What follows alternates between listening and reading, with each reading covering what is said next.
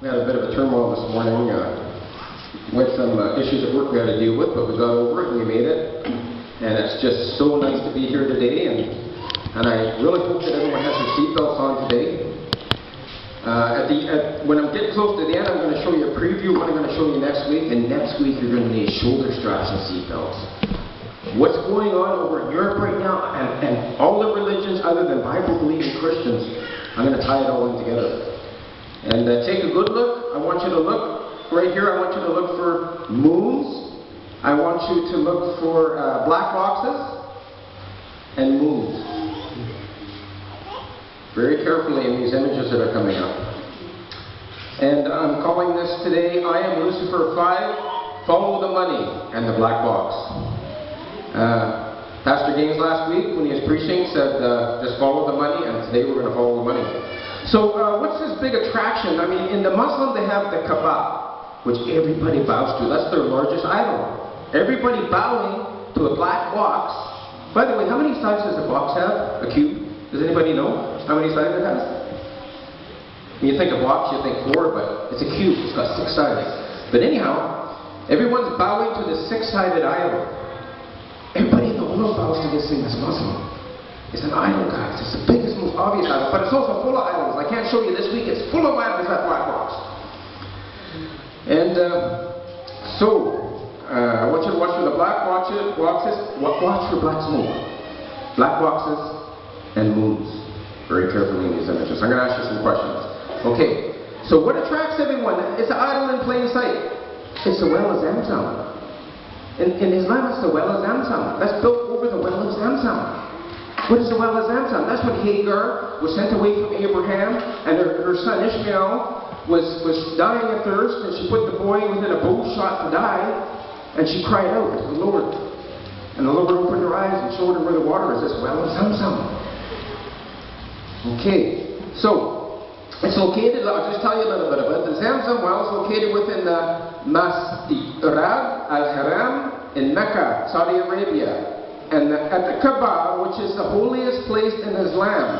Now, according to Islamic belief, it is a miraculous generated source of water from God, which began thousands of years ago with Ishmael. He was thirsty and kept crying for water. Well, I didn't quite find that part in the scripture, but God heard the lad. I didn't find in the scripture where he was crying for water, but his mom was. His mom was crying for the lad. But maybe it's there and I missed it. Millions of pilgrims visit this place each year when performing the Hajj and pilgrimage in order to drink its water. They're going there to drink the water from Zamzam. Now they're doing a ritual when they're there. They're doing rituals. And we're going to look at the rituals they're doing today and how it ties in with the Roman Catholic Church and how it ties in with the Charismatics today. We're going to go to Genesis 21 for this. And I hope you're going to see all these images before I'm done here. But I'll just read Genesis 21:14. And Abraham rose up early in the morning and took bread and a bottle of water and gave it unto Hagar, putting it on her shoulder. And the child sent her away, and she departed and wandered into the wilderness of Beersheba. Genesis 21:19, a little further down. And God opened her eyes, and she saw a well of water, and she went and filled the bottle with water and gave the lad to drink. That's the well of Zamzam. Now, did we go through all the images already? Yeah? Okay. So you can get video 1 ready, just don't start it yet. It's called The Muslims Enter. Now, how many religions did you guys see representing a black box and smoke here? How many different religions did you notice up there? Let's say 1, 2, 3. Anybody got a wild guess? How many religions you saw up there in those images? All of them. Except Bible-believing Christians. All of them. Including the Hindu religions. And they all had either a moon, black smoke, or a black box. Or all 3. Interesting. Okay, but we're going to get there, but not right now. Video 1, the Muslims Enter Zach. That'll be, that'll be the funeral videos. Now we're going to have to go back 10 years in time to show you what's going on today. We're going back 10 years. There is time travel in the Bible. It's full of it. One day I'll talk about that. Johnny, this crowd is just the same as it looked back in 1978. The St. Peter's Square was lately filled. And it reminds me of the fact that what we're seeing here today is the ancient heartbeat of the church reasserting itself. No matter how spectacular a pontificate is, and this one was certainly spectacular, the third longest papacy ever, and an amazing figure of a pope who helped advance the cause of nonviolence in the world. No matter how spectacular, that pope will be buried with the same basic ceremony that all the others were. So we're seeing here the long continuation of it. I remember those crowds in 1978 filling the square here. The same ceremony with the coffin in the same place it was then. John Paul, of course, amazed the world with his ability to bring out enormous crowds. When he took his first trip in 1979 to Mexico, 5 million people one day. People had never seen such a crowd as that. And throughout his pontificate, he brought out enormous crowds. And you guys hear that? 1978, 5 million. I worked in Mexico for a year. 5 million Mexicans came to see Pope John Paul II. These people were so poor. The going rate was $7 per month that I was told I could only pay the workers. I give them 14. I give them the rest under the table. Because that's what all the cost them per beans. And the government wouldn't allow me to pay more than $7 a month to these people. Mexico, these poor people, millions of them went to see this Pope. They found the money. Everywhere I went in Mexico, every farmhouse, any farmer that had a little bit of money, he would have a shrine of Mary in it. Every single place. I worked all over the country.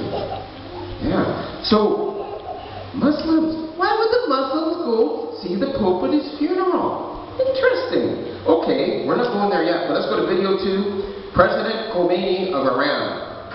To get something of a glimpse of the funeral, but basically what they will see is the funeral on giant television screens that have been set up along the way.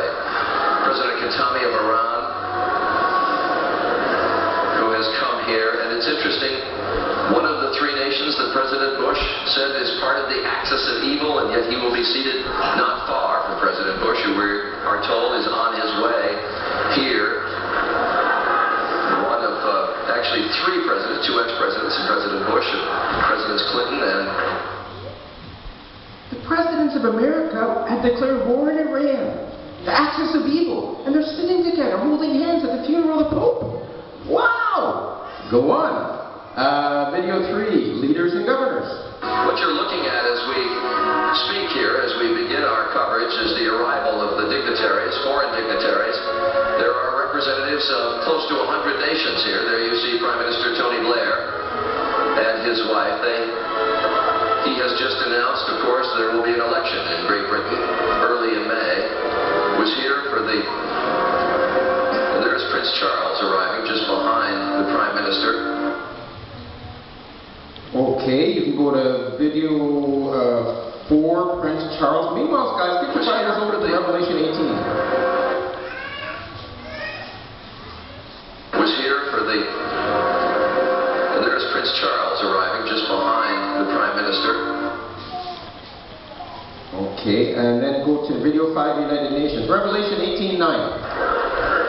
We can see Polish flags, Danish flags, flags from Africa and all parts of Europe. I can see over in the distance a Canadian flag as well, and several Texas flags here in the crowd. This is truly an international crowd of admirers for Pope John Paul, people who have come a long distance in many cases to pay their respects. Okay, we're in Revelation 18:9. And the kings of the earth who have committed fornication and lived deliciously with her shall bewail her and lament for her, and they shall see the smoke of her burning. Video 6, what goes into a pope's coffin when he dies? Meanwhile, guys, go to James 1:27. Inside St. Peter's Basilica will really involve the placement of John Paul's body into the coffin. For the past 3.5 days, as you know, literally hundreds of thousands of people have filed past the funeral bier, getting a look at John Paul's body, waiting for hours and hours and hours for only a few seconds in the presence of the body. But those rites of the placement of the body into the coffin will occur behind the doors of the basilica. There will be a pouch of coins that have been minted during John Paul's papacy, also placed in the coffin, as well as a scrolled account of his papacy.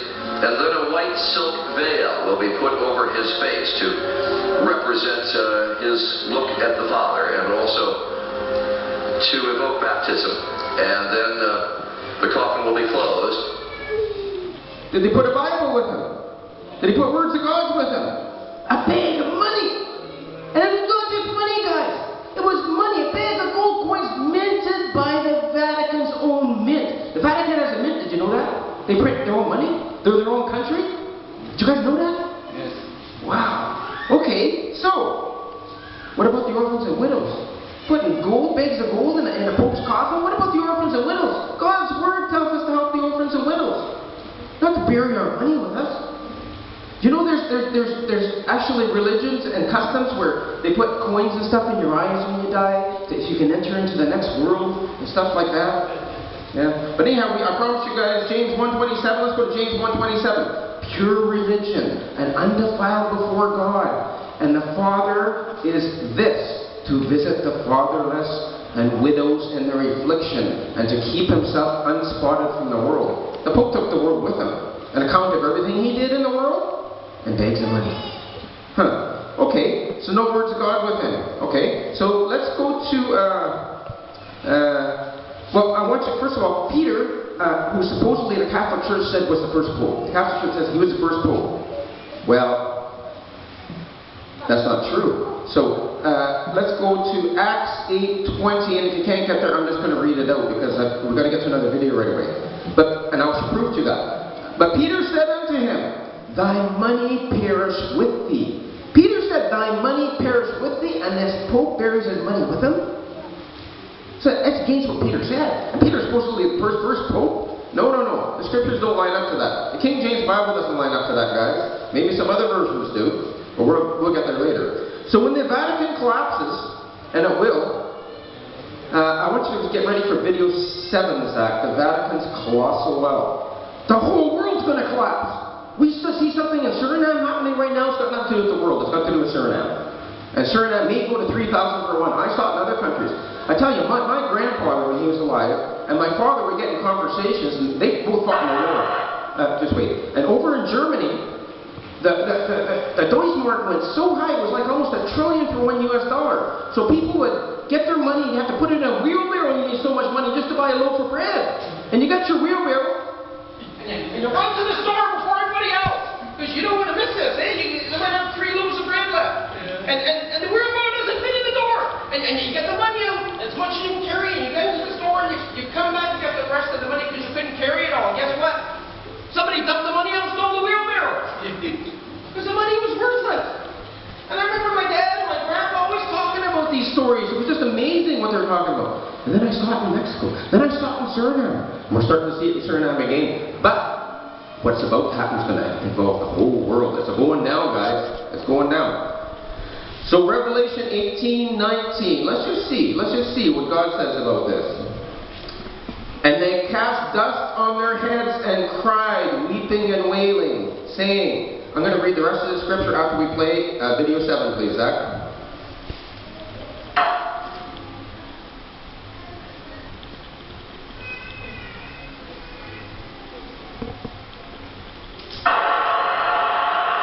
The Vatican rules over approximately 2 billion of the world's 6.1 billion people. The colossal wealth of the Vatican includes enormous investments with the Rothschilds in Britain, France, and the USA, and with giant oil and weapons corporations like Shell and General Electric. The Vatican solid gold bullion worth billions is stored with the Rothschild-controlled Bank of England and the U.S. Federal Reserve Bank.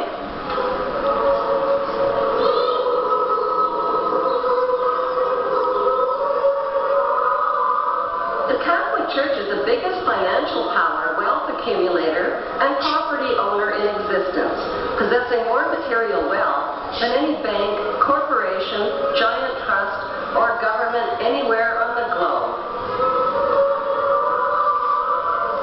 The Pope, who is the visible ruler of this colossal global wealth, is one of the richest men on earth.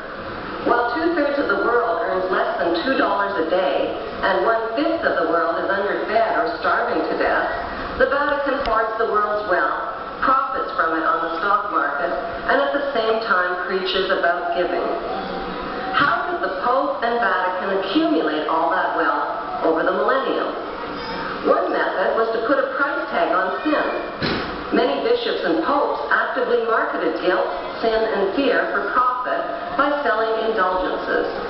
Worshippers were encouraged to prepay for sins they hadn't yet committed and get pardoned ahead of time. Those who didn't pay up risked eternal damnation in Satan's oven. Pope Leo X rebuilt St. Peter's Basilica, selling tickets out of hell and tickets to heaven. During the Dark Ages, the Catholic Church not only hoarded the wealth they collected from the poor, but hoarded knowledge. They kept the masses ignorant and in the dark by denying them a basic education.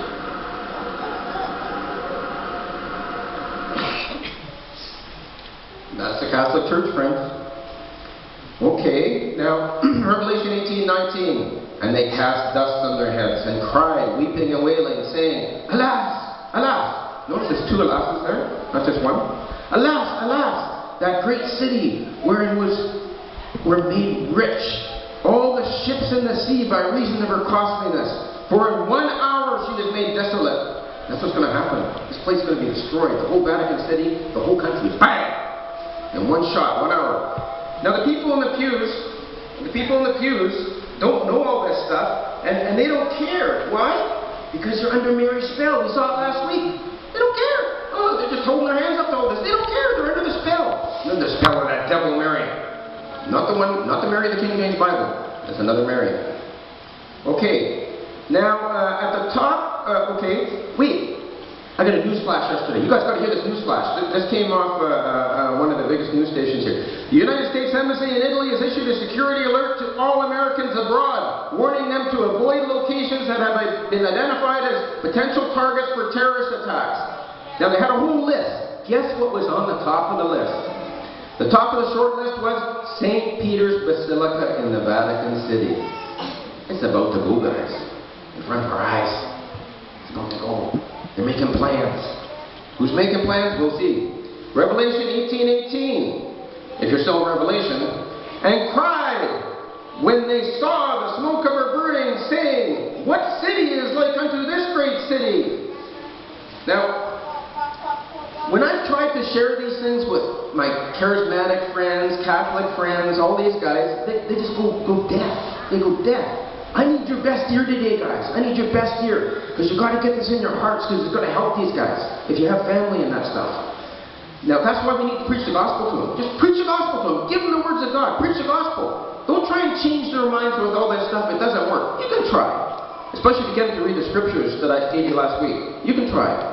But, why? Because you can't serve God and mammon. These Roman Catholics all serve mammon. The Pope teaches them that. Burying himself with money? What's he teaching these guys?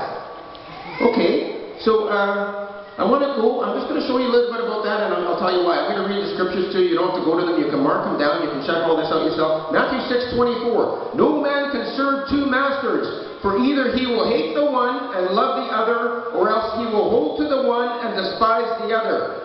Ye cannot serve God and mammon.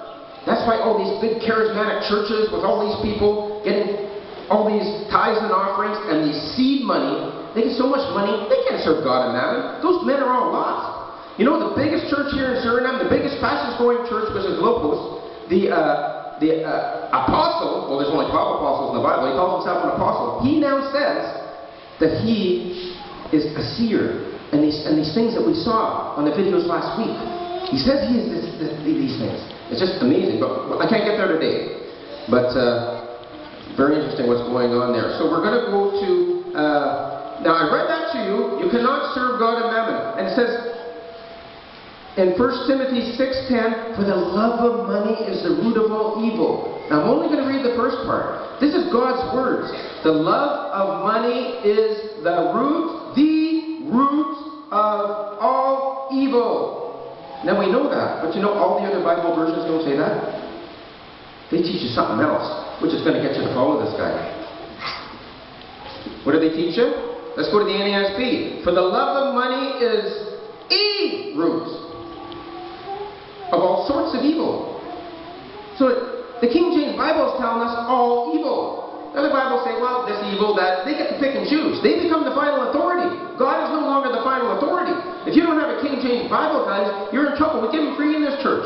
Anyone doesn't know that, you need a King James Bible, you get one free today. Video 8. Up out of the pit.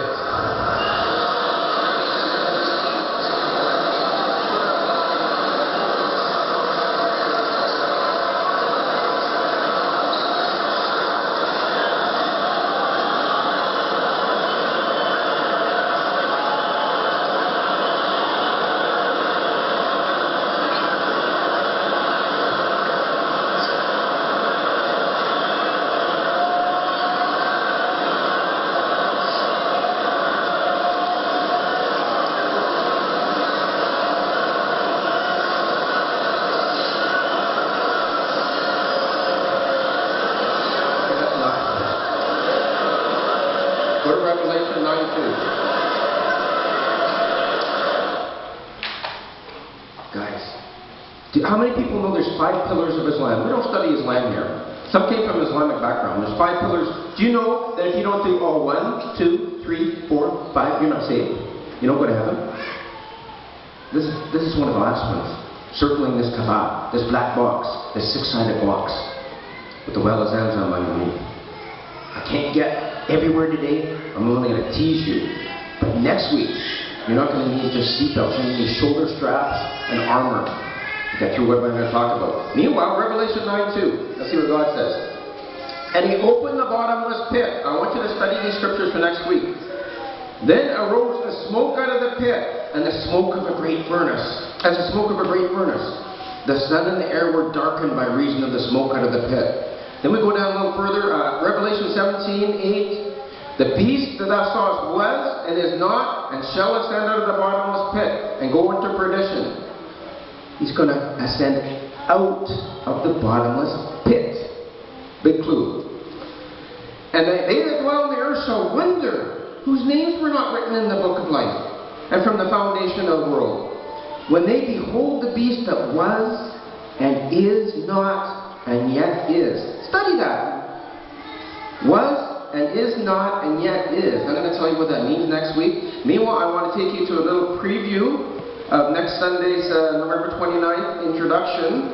And you're going to have to read Deuteronomy 28, 49 to 52 to prepare yourselves for what you're going to see next week. Now, preview Sunday's November 29th intro, Zach. You got the preview there. Maybe go back. Where did I put that? The funeral, the Kaaba. Man, where did I put that? Okay, let's just go to. Man, you don't see it? No, go back. Go back. It's not. No, you have to go to November 22nd. November 22nd. Seatbelt videos for next week. That's it. Seatbelt.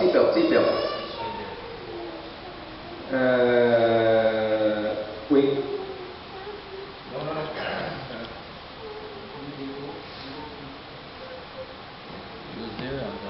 Article. Try the article. Zach, it was in funeral videos, Zach. No, one more. Article. Second video. You'll go up. Yeah, try that. No, that's just okay, so what we're going to do is study Deuteronomy 28, but I want to show you a little bit today about how we interconnect the charismatics with Islam. Islam all smoke hookahs. Do you saw that, the hookah smoking one there? Modern hookah, top one. No, go back. Top one. Click that. Click the slideshow. Yeah, top one, yeah. Then make a slideshow out of those pictures. Let's quickly go through the slideshow. And now if you see all these in Islam, they just love smoking this hookah. And a lot of them put opium in it and other drugs. You know the charismatics, the biggest charismatic pastors do this too? Once you put all your tithes and offerings in those big buckets with thousands, 10, 20,000 people in the congregation, they go in back rooms and do this too.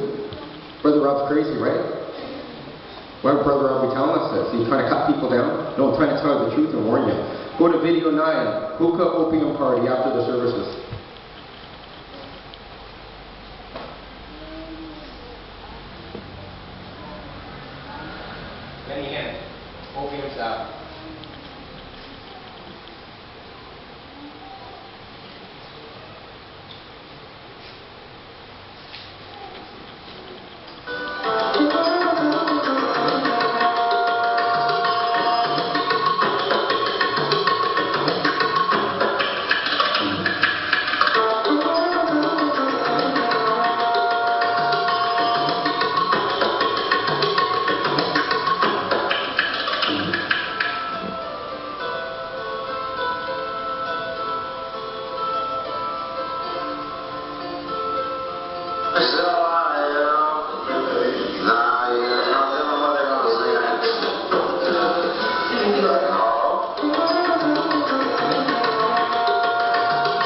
Counting the money.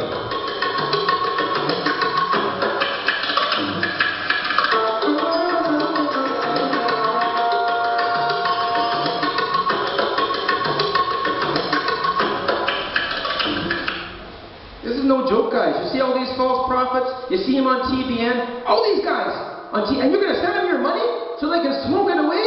Are you kidding me? Wake up, guys. Thank you very much.